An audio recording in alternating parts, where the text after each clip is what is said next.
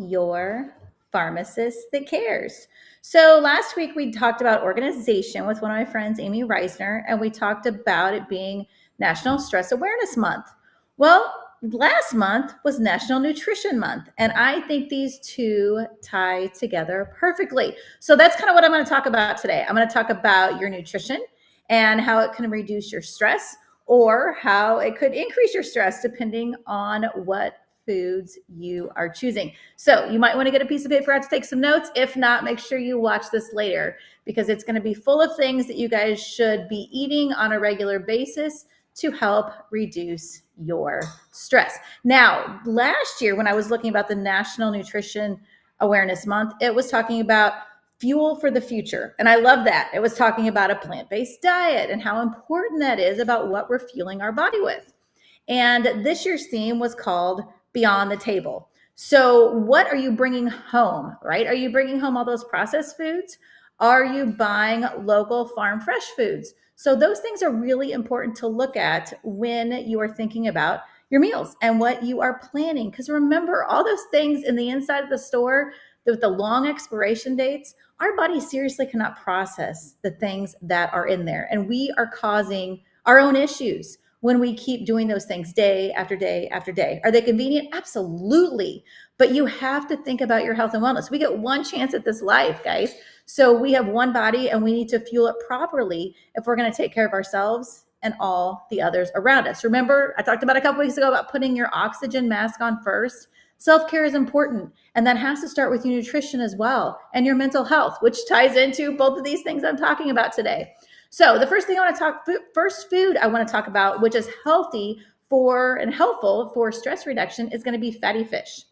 Things like salmon, tuna, trout, and sardines. So I would myself, not going to add that one to my list, but salmon, that's great. That's great. The kids love that as well. So these things are high in omega-3 fats, and they have the amino acids that are going to be necessary for helping your mood regulation. It's going to help with the neurotransmitters, the dopamine, the serotonin, all these things, all this production of these things you're going to get from eating these healthy, fatty fish. And I know it kind of throws it off when I say fatty fish, but these are good fats.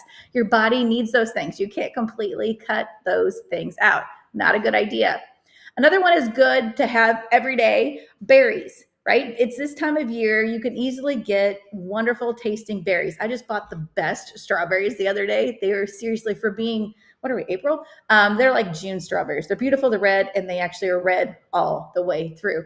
By the way, does anybody else smell your strawberries before you get them? I do, because if they don't smell like strawberries, I'm not going to buy them because that means they're not going to taste like strawberries. But anyway, so go out to Schnucks. They have seriously really, really good strawberries right now. So berries are going to have antioxidant and anti-inflammatory benefits. So it's going to be full of vitamins, minerals, which are going to help with mood regulation, your cognitive function, and your stress response. Now, I'm talking about inflammation. What does stress do? Stress is going to activate the inflammatory response. So more stress and anxiety, more inflammation in your body. That's not a good thing. That's why you feel so lousy. So all these things are tied together. So you have to think of one because that's going to affect the other. Your whole body, it's a system that works together. So we really, really need to think about that. So think about the anti-inflammatory foods. Super, super important. Now, other fruits like apples, pears, bananas, citrus, all those things are good as well. So in other words, what I'm saying is go get some fresh fruit. That is super, super important. Now farmers markets are coming out. Go to those places, support those local places. Super, super important. Your leafy greens and your spinach, your broccoli, all those things are going to help reduce stress. They're going to have nutrients like vitamin C, magnesium, the carotenoids, all these things are going to help your body.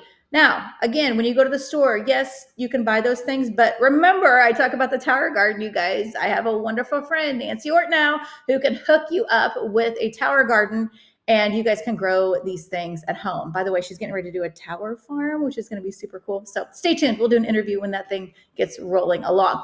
So these are all good things to have around your house, to eat, to feed your family. Make them a part of it. Beans and lentils, those are so full of goodness. They reduce heart disease. They increase your mood. They help with the stress response. They've got amino acids and minerals all in there that are going to help with all these things. So those are fantastic. Remember, you guys, oh gosh, I don't know, a few months ago, you saw me making lentil. So if you need to go back, watch the crazy one where I can't get the lid on the Instapot. It is easy to make if you're not doing it backwards on a live, trying to show you guys how to do it. But no, really, the lentils are great. They're delicious, full of goodness, full of protein, and all these other good minerals and amino acids that your body really can use to help with the inflammatory process and help with stress. Avocados. So those of you who like avocados, avocado toast, make guacamole, all those things, you want to put avocados on your sandwich. Those are great. They're rich in magnesium. They are rich in fiber. Both of these things are going to reduce stress. Guess what fiber does? Fiber will decrease the inflammation, which does what? Decrease the levels of stress. So huge. Are you getting enough fiber in your body daily? Super important. There's also studies with Alzheimer's and all these things about fiber. I think I could do a whole thing on fiber. So if you need good sources of fiber, please reach out to me. I can tell you some things you can eat, some other supplements you can do that you can make sure that you get enough throughout the day, because this is going to help you all the way around. Now, for those of you chocolate lovers, good news. Chocolate actually does help. There was a very small study done that I found several years ago, but it was interesting. It was done on some students, and they were given 40 grams of dark and milk chocolate per day for 2 weeks. And they found that there was a significant reduction in the average stress level compared to baseline. But it was higher in females than in males. So it was more beneficial for females to have their chocolate than for the males. But that was a fun fact. But remember, again, moderation. You don't need to eat, bar after bar of chocolate, because remember, there's lots of other things in it too. So please look and see where you are sourcing your cocoa and your chocolate. Super, super important. Now, things we want to limit. We want to limit caffeine. I am not saying all caffeine is bad. You're going to get it from chocolate as well, right? And everybody's like, oh my gosh, she's taken away all my caffeine. No, I'm not. But limit it. Never, never should you have those energy drinks. Those are not good. They are way too much for anybody to process. All the other bad things that are in there, you guys, again, I could do a whole thing about how bad these energy drinks are, and I probably will. I think I've done it before, but it bears repeating because I see people carrying those around all the time, and they're not inexpensive. They are so expensive, and you're just fueling your body with bad, bad things. So definitely limit that. Limit alcohol use. Again, not saying you can't do it, just limit the alcohol use, because again, these things are not going to help your levels of stress. Artificial sweeteners.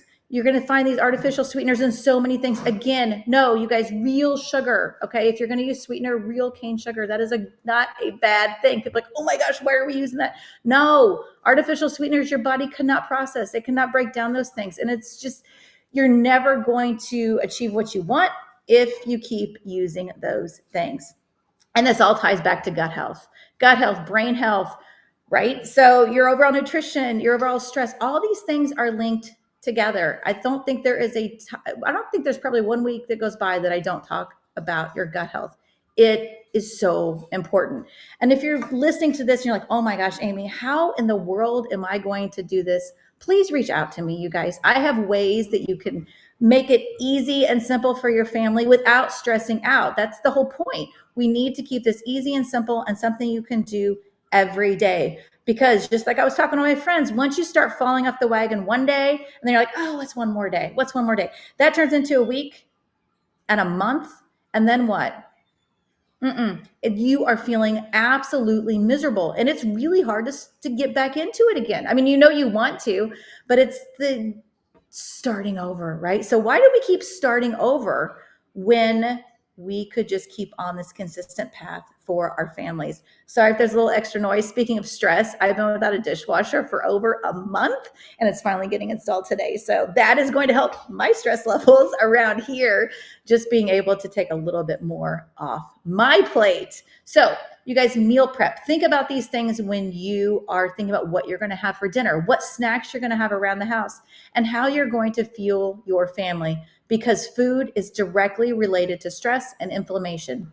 So really, we are what we eat. It is really key that we think about what we are fueling our bodies with. for the good gut health and for our good overall health. So don't delay, reach out to me. Let's get a plan in place. It doesn't have to be hard. Just simple little changes can make a world of difference. My name is Amy Gill, your pharmacist that